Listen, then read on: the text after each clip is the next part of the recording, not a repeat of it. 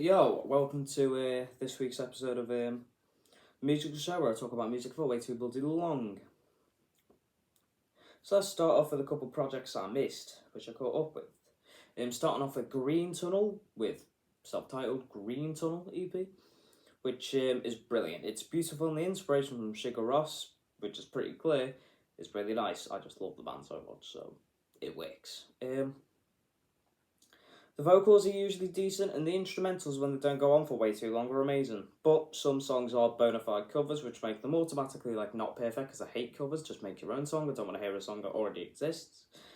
And among this, the vocals have their flaws, as do the song lengths. REM Sleepers is too long, for example, and it gets boring with about 2 minutes to go. But this EP is a beaut and one of the best this year. 8.4 out of 10. Moving on to Karol G, Mañana Será Bonito, and reggaeton is one of the worst genres ever. Boring, annoying, not versatile at all, and overall just plain shit. However, this has some of the more tolerable reggaeton ever, which it isn't great because there's about maybe one good reggaeton album, and or maybe 2. Ain't reggaeton. I like Gucci Los Baños. Isn't reggaeton, I think. It's actually pretty good. This isn't often enough to create a good album though, and among this, the mixing on her vocals or the vocals themselves can be awful, and songs such as Mientras me quiero de cora make me want to bleach my ears out. Overall, mess of an album. It spawned some good songs, but also spawned some songs of Satan musically. No. Yuck. 3.9 out of 10. Moving on to the album re-review, starting off with Panchico with Failed at Matt, which is brilliant.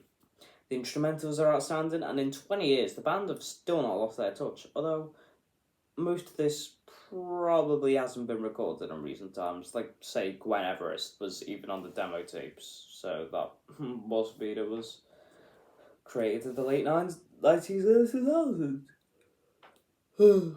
Instrumentals are outstanding. And tracks such as Portrait and the aforementioned Gwen Everest are nothing short of beautiful, but the 2-track one of Breakfast Seance and Find It a Song is pretty weak and empty. But that said, I really don't have many bows to pick with this album at all, aside from maybe that one or two songs are slightly basic, but yeah. I have nothing bad to say about this album really, in general. It's too fucking good. 8.8 out of 10. Moving on to Travis Scott's Utopia, which is phenomenal, but not even close to a perfect one. The production beat-wise is great, although the vocals didn't always sound great. Although I'm debating if that's even entirely the album's fault, or my Spotify being shit, to be honest with you. So, yeah. And, especially in Fiend, the vocals don't sound great. I hate echoey vocals. I don't know why, I just do. It just sounds bad.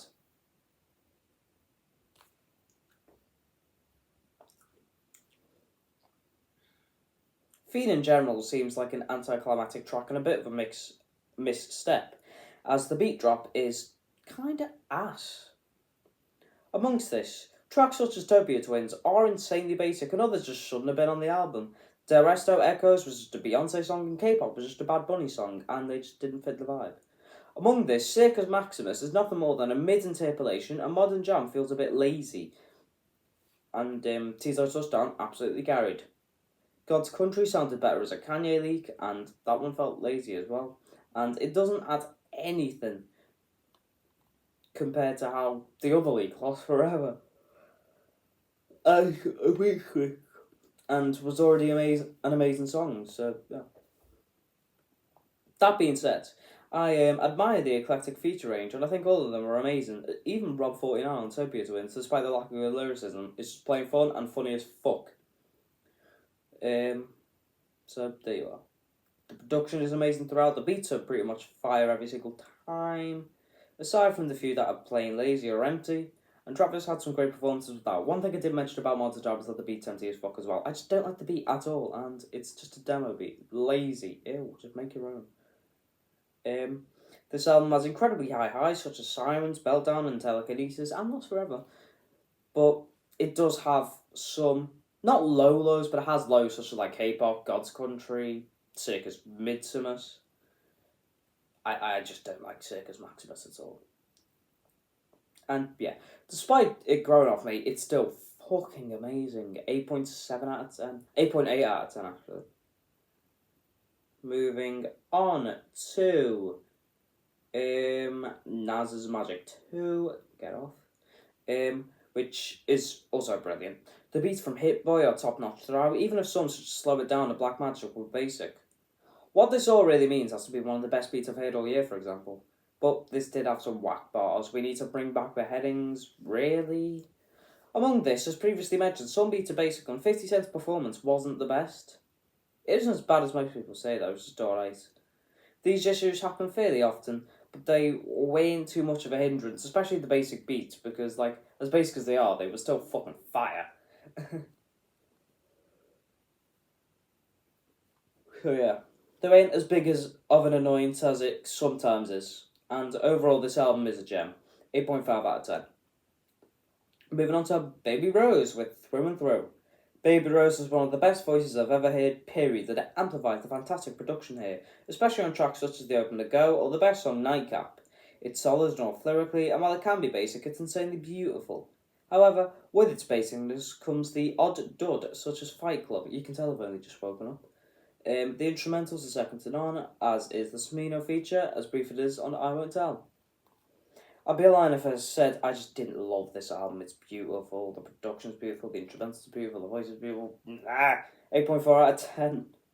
Moving on to Rory's, I thought it would be different, which is insanely basic. I still love the production on this thing. It's something that's been done a million times before, but I still love it, especially on tracks with less of those distorted synths. But I do think this album is an impressive debut because he's versatile in a way. You can have boom bap artists such as Conway, indie and R&B artists such as like Day, and make a cohesive album out of it. He can make a cohesive DJ Khaled-esque album, and like that doesn't happen. I'd guess you can probably make trap beats as well, showing us songs such as The Open to Surrender, which aren't far off being trap. As I said, sort of R&B DJ Khaled album, except it's sort of like an R&B DJ Khaled album, except fuck. It's like an fuck off. It's sort of like an R&B DJ Khaled album, except effort was put into it, and it's cohesive and tolerable. Fuck, God, dude. Anyway, as said, it's relatively run of the mill, aside from the really great songs such as Refill and some I give up. Some features, are those indie singers who try too hard to be SZA. However, the rap tracks are really good, and Kama had an amazing feature on See How This Thing Goes, probably his best feature all year. Best verse all year, even. Overall, great album that, while basic, has some insanely enjoyable and impressive production. 7.5 out of 10. Fuck me. Moving on to Swizz Beatz with Hip Hop 50 Volume 2, which is solid, but it's mixed horrible. And it just doesn't sound good. Runaway defo was the best verse on the EP, and Nas's delivery was amazing, and it's overall just an incredible song. This shit right here was a basic banger, aside from that shitty Britney Spears bar, and it was then followed by Take 'Em Out, which had good moments, but was a basic and pretentious dud. City sounded like it was great, but mixed awfully, and it was nice to see Fivio finally step out of his comfort zone. Among this, Say Less, was a great track with a fine little Dirk verse. A Boogie, however, was just like fine in comparison. Callas had J Electronica, and he only said something offensive once, mentioning that bloody Islamic hate group he's in. But I guess it's okay. Overall, the production sucks and it's relatively basic, but it's a solid enough EP. Overrated though, for sure. It's not like an 8.7, 8.6. It's more of a 6.8. Moving on to Niall Horan's The Show, which I think is the last of them. Yeah, I'd be lying if I said the first half wasn't mostly really good summer bops. Tracks such as Heaven, Never Grow Up and Meltdown are really good. I don't care, they're bops. However, the second half is just kind of dry in comparison. The ballads are boring, as are the more poppy tracks, and the charm the first half had completely disappeared for I don't know why. Especially during the insanely corny and kind of awful closer Must Be Love, even if it did have an alright chorus. Choruses in general were really good, to be fair. The vocals were decent overall too. Nothing to say about them really. They just were there and they were cool. They didn't do anything for me. They didn't do anything that made me want to turn it off. But overall, it's a solid album with some summer bops, but when it turns slow, the quality just seems to go. 6.7 out of 10. 1, 2, 3, 4, 5, 6. I've reviewed 6 albums, none of them are any good, but let's start off with the worst of them. Public Image Limited, End of World. Honestly, with this one, I'm pretty disappointed. I don't know why. I shouldn't have had high expectations or expectations at all. Started well with by far the best song being the opener Penge, but had a great atmosphere and was a genuinely great song, and the following End of the World wasn't too shabby either. The tracks in the middle though, were awful. Especially the insanely corny, oh, you can't be a man anymore, oh, transgender people exist track being stupid again. Men into women and back to men.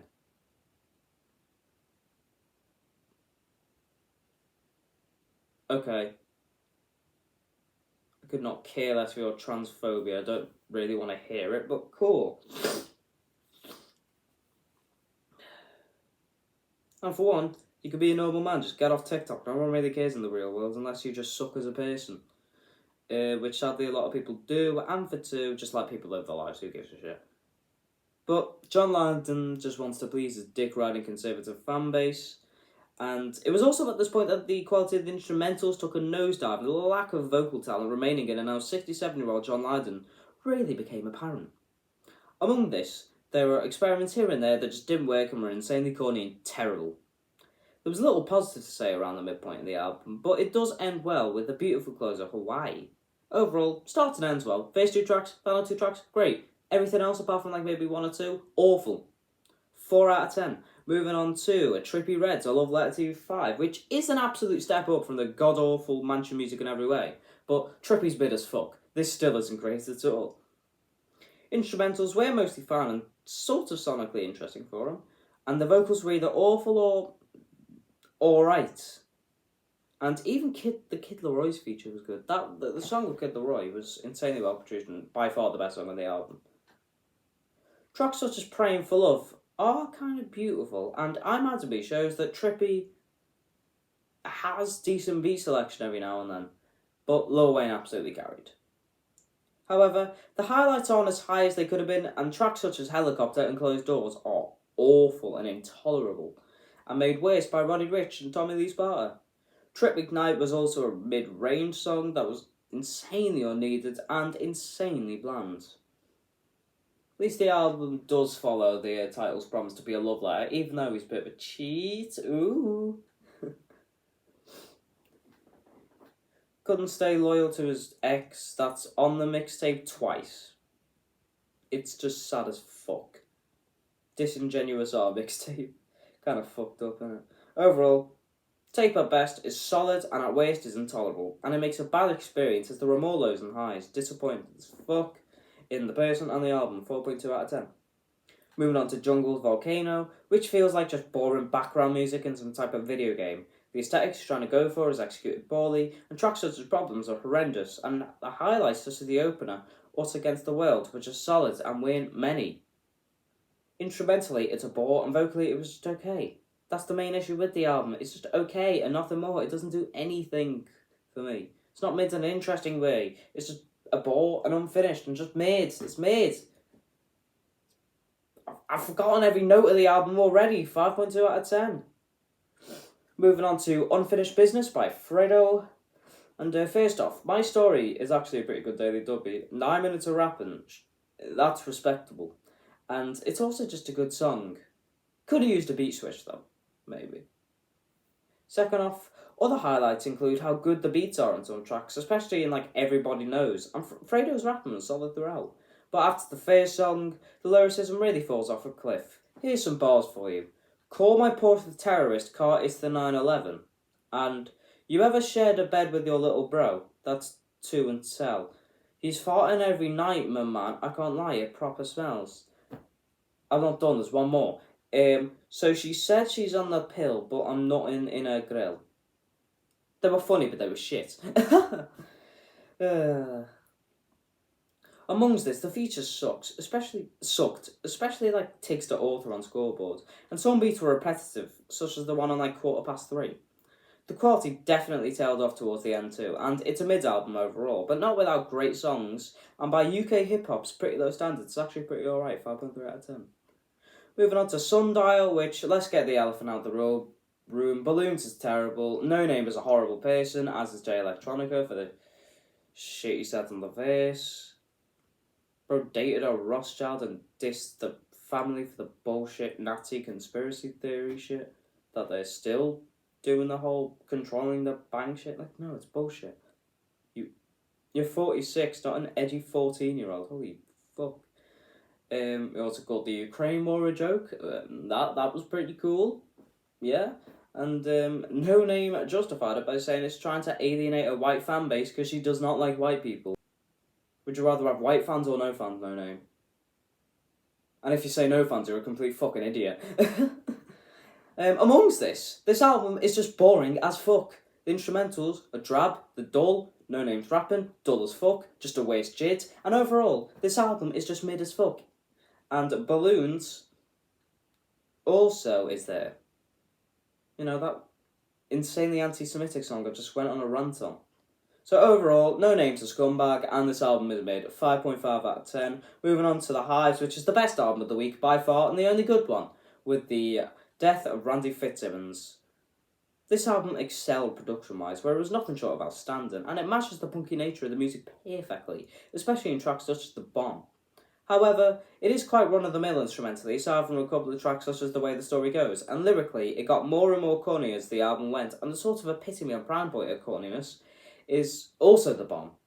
There's a lot to love and hate about that song. Overall, though, the album did what it was trying to do really well, but I think what it was trying to do doesn't make an amazing album. It's just run-of-the-mill, punk, garage rock shit, with great production and just corny lyricism. It's hardly peak music, but, you know, it's solid. It's as you'd expect from, like, modern garage rock, modern punk, whatever you think it is. 7.3 out of 10. This week is huge, and it is stacked. I'm going to listen to 1, 2, 3, 4, 5, 6, 7, 8, 9, 10, 11, 12, 13, 14 projects this week. But I will shout out another one, the 15th, SG with El Toro 2. I've listened to one SG project. I don't want to listen to another. And obviously El Toro 2, blah blah blah blah blah. It features Yo Gotti, Ryder Rodriguez, 42 Dugg, Static Major, Lil Baby, and Yo Gotti. I already know Yo Gotti again. I already know it's awful because SG sucks, and all of these features are mid as hell. 20 songs, 54 minutes long. I don't see how any of you would listen to it, but if you are, there you go. Let's start off with the big one then. Quavo has released his tribute album to Takeoff called Rocket Power, which actually has 2 Takeoff features. Probably 2 of the final verses we'll ever hear from, which is a real shame. Rest in peace. Also features Future twice, Huncho and Baby Trill, and Young Thug, free him up. 18 songs, 51 minutes long. I'm going to say a 6, but it could very easily be like a 7 or 8, I reckon. Tough to predict. Moving on to Russ with Santiago. 13 songs, 41 minutes long, 3. Moving on to Mick Jenkins, almost immediately with The Patience featuring Freddie Gibbs, Benny the Butcher, Jid and Vic Mensa, in 11 songs and 27 minutes of music. 8. This could easily also be a 9 as well. I'd even go that far. Moving on to Gigs with Zero Tolerance, which features Diddy, Popcan, Dave East, Jadakiss, Jerry Green, Holy, Lil J, 21 Savage, Potter Paper, Tiny Boot, and Dave. What the fuck's he doing there? 18 songs, 1 hour, 3 minutes long, 5. Next up is Dave Dollar with Don Dollar, featuring Rick Ross, Cy Ari the Kid, Rex Life Raj, Brookfield Deuce, Young Rel, Lil Wayne, Siri Ari the Kid again, or Cy Ari the Kid, Ivory Scott, Christina Mackey, and King Sis, as well as Mozzie, Toby Nwigwe, Nwigwe, I don't know how to pronounce that, Ivory Scott again, and Ty Dolla $ign, as well as Jordan Sparks. There's a lot of features here. 15 songs, 45 minutes long, 6. Next up, Kiara with CC, which features Chris Brown, Lil Baby, and Big Freedia. 7 songs, 21 minutes long, 2. Moving on to Dro Kenji with Wish You Were Here, which features Mike Dimes. And that's it, 17 songs, 40 minutes long, 6. Next up, Lil Zay Osama, I'm flying through this, with For the Trenches, featuring Rob49, Lil Durk, Kosha TG, and 2 Rare. 15 songs, 38 minutes long, 3. Moving on to Jon Batiste with World Music Radio, which features Native Soul, Jid, New Jeans, Camilo, Rita Payes, John Bellion, Fireboy DML, Kenny G, Lil Wayne, Michael Batiste, who must be a relative, I presume, Leanne, and Lana Del Rey. 21 songs, 1 hour, 5 minutes long, 7. I don't know how Jid and Eugene's... Oh, it's Be Who You Are, that absolutely terrible song, I forgot.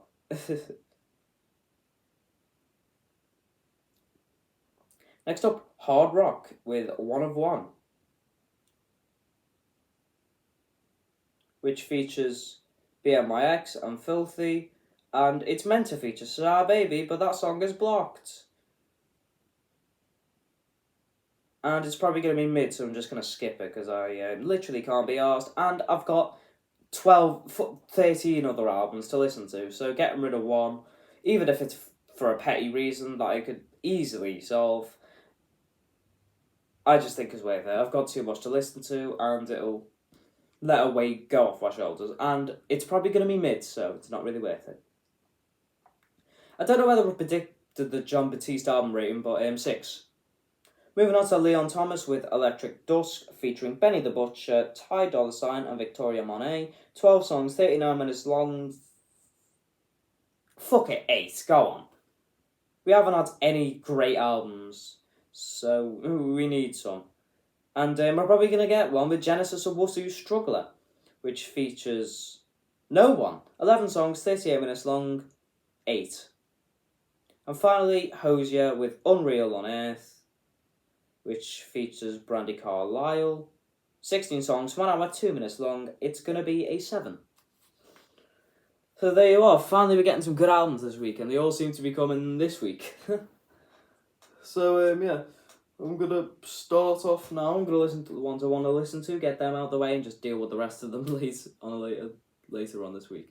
Thank you very much for watching, and do we still have the thing? Oh, of course I do. Thanks for watching. See you next week. Thursday, make that 15. Dax with What It's Life. 7 songs, 22 minutes long. 2, if that. And Beardy with Portraits. 11 songs, 40 minutes long. 5. So Shaquille O'Neal makes music. Guerrilla Warfare, new album. It's a collab album with Diesel. And yeah, also features Salo, Heritage, Jessica, Order, Fred, VRG, Sultan, Crank Dat, Soldier Boy, Company, spelled like Vincent Company, TRXGGX, Rated R, and Chassis.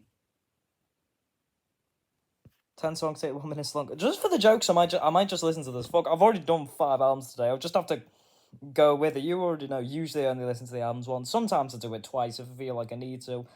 But, you know, fuck it. I want to see what this is like. I think I somehow managed to ignore the fucking Addison Rae EP, which features Charlie XCX. It's called AR. 5 songs, 11 minutes long, 3. There's a Charlie XCX feature, that might bump it up a bit. That was the fakest laugh ever, but whatever. See ya.